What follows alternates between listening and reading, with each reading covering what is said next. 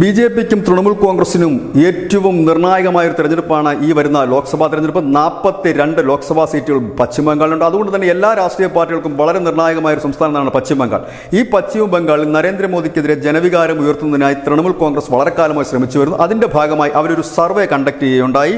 അവരുടെ political action കമ്മിറ്റിയാണ് ഒരു സർവേ നടത്തിയത്. 2023 ഡിസംബറിൽ നടന്ന സർവേയുടെ ഫലമാണ് ഇപ്പോൾ ലീക്കായിരിക്കുന്നത്, പുറത്തു വന്നിരിക്കുന്നത്. ആ പൊളിറ്റിക്കൽ ആക്ഷൻ കമ്മിറ്റി നടത്തിയ സർവേയിൽ 55% ബംഗാളിലെ ജനവും പറയുന്നു നരേന്ദ്രമോദി വീണ്ടും പ്രധാനമന്ത്രിയാകണമെന്ന്.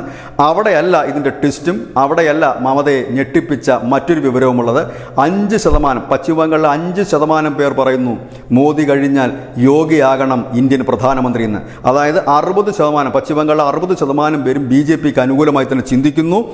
പശ്ചിമ ബംഗാളിലെ 42 മണ്ഡലങ്ങളിലും ഈ സർവേ നടന്നിരുന്നു. ഏതായാലും തൃണമൂൽ കോൺഗ്രസ് നേതാക്കൾ പറയുന്നത് ഞങ്ങളിത് ഒട്ടും പ്രതീക്ഷിച്ചിരുന്നില്ല. കാരണം ബി.ജെ.പിക്കെതിരെ ഒരു വലിയ ജനവികാരം ഈ സംസ്ഥാനത്ത് ഉണ്ട് എന്നും മോദിക്കെതിരെ ഒരു വലിയ ജനവികാരം ഉയരുമെന്ന് തങ്ങൾ പ്രതീക്ഷിച്ചെടുത്ത് ഞങ്ങൾക്ക് തെറ്റുപറ്റിയതായി സംശയിക്കുന്നു. ഏതായാലും ഈ പ്രതിപക്ഷ മുന്നണിയിൽ ഇപ്പോൾ മമത നിലവിലില്ല. പ്രതിപക്ഷ മുന്നണിയുമായി പോയിട്ട് കാര്യവുമില്ലെന്ന് മമതയ്ക്കറിയാം. ഇപ്പോൾ മമതയുടെ തട്ടകത്തിൽ തന്നെ ബി.ജെ.പിക്ക് വലിയ പിന്തുണ. അതിൽ ഏറ്റവും ശ്രദ്ധേയമായ കാര്യം നരേന്ദ്രമോദി പ്രധാനമന്ത്രിയാകണമെന്ന് 55% പേർ ആഗ്രഹിക്കുന്നു എന്ന് മാത്രമല്ല 5% പേർ യോഗി അടുത്ത പ്രധാനമന്ത്രി ആകണമെന്ന് കൂടി പറയുമ്പോൾ ഏതാണ്ട് 60% നിലവിൽ ബി.ജെ.പിക്ക് അനുകൂലമായിട്ടൊരു ട്രെൻഡാണ് പശ്ചിമ ബംഗാളിൽ. News desk news India Malayalam.